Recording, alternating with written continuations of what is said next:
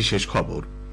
কেন্দ্রীয় সরকারের জনকল্যাণমুখী প্রকল্পগুলি রাজ্যে সঠিকভাবে বাস্তবায়নে তৃণমূল কংগ্রেস সরকার সচেষ্ট নয় বলে প্রধানমন্ত্রী অভিযোগ করেছেন। আজ নদিয়ার কৃষ্ণনগরে সরকারি অনুষ্ঠানে 15,000 কোটি টাকার উন্নয়নমূলক প্রকল্পের উদ্বোধন ও শিলান্যাস করেছেন তিনি। লোকসভা নির্বাচনের দিনক্ষণ ঘোষণার আগে এই রাজ্যের 20টি সহ মোট 195টি আসনে প্রার্থী তালিকা ঘোষণা বিজেপির। নির্বাচনের প্রস্তুতি ও আইন শৃঙ্খলা পরিস্থিতি পর্যালোচনা করতে নির্বাচন কমিশনের ফুল বেঞ্চ আগামীকাল রাজ্যে আসছে। রাজ্য সরকার 100 দিনের কাজ প্রকল্পে শ্রমিকদের বকেয়া টাকা মিটিয়ে দেওয়ার জন্য প্রশাসনিক কাজে গতি আনতে 74 কোটি টাকা বরাদ্দ করেছে। রাজ্যে 3,400 উপস্বাস্থ্য কেন্দ্রে চালু হচ্ছে টেলিমেডিসিন পরিষেবা। আসছে বিস্তারিত খবরে।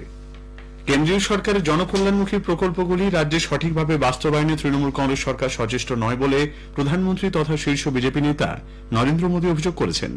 নদিয়ার কৃষ্ণনগরে এক জনসভায় শ্রী মোদী আজ রাজ্য সরকারের সমালোচনা করে বলেন, এই সরকার প্রতিটি ক্ষেত্রে দুর্নীতিগ্রস্ত। কেন্দ্রীয় প্রকল্প রূপায়ণে বাধা সৃষ্টি করছে রাজ্যের শাসক দল। এ প্রসঙ্গে প্রায় 1000 শয্যা বিশিষ্ট কল্যাণীর এইমসকে পরিবেশ সংক্রান্ত ছাড়পত্র দেওয়ার বিষয়ে রাজ্য সরকারের বাধা দানের প্রসঙ্গ তুলে ধরেন তিনি বলেন, আয়ুষ্মান ভারত স্বাস্থ্য প্রকল্প এ রাজ্যে বাস্তবায়ন করা হচ্ছে না। প্রধানমন্ত্রী বলেন, পশ্চিমবঙ্গে তৃণমূল কংগ্রেস মা মাটি মানুষের স্লোগান দিয়ে ক্ষমতায় এলেও আজ মা মাটি মানুষ সবাই কাঁদছে।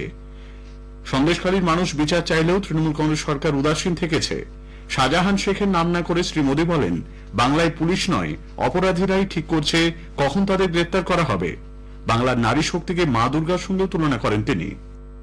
राज्य सरकार तो चाहती नहीं थी कि संदेश खाली का गुनहगार कभी गिरफ्तार हो, लेकिन ये तो बंगाल की नारी शक्ति दुर्गा बनकर खड़ी हो गई। भाजपा का एक एक कार्यकर्ता उनके साथ खड़ा हो गया, तब मजबूरन इस राज्य सरकार को झुकना पड़ा। 100 দিনের কাজ সহ বিভিন্ন প্রকল্পে ব্যাপক দুর্নীতি হয়েছে বলে এদিন মন্তব্য করে শ্রী মোদী বলেন, এ রাজ্যে 25 লক্ষ ভুয়ো জব কার্ড রয়েছে। তৃণমূল কংগ্রেস বিভিন্ন স্কিমকে স্ক্যামে পরিণত করেছে বলেও কটাক্ষ করেছেন শ্রী মোদী।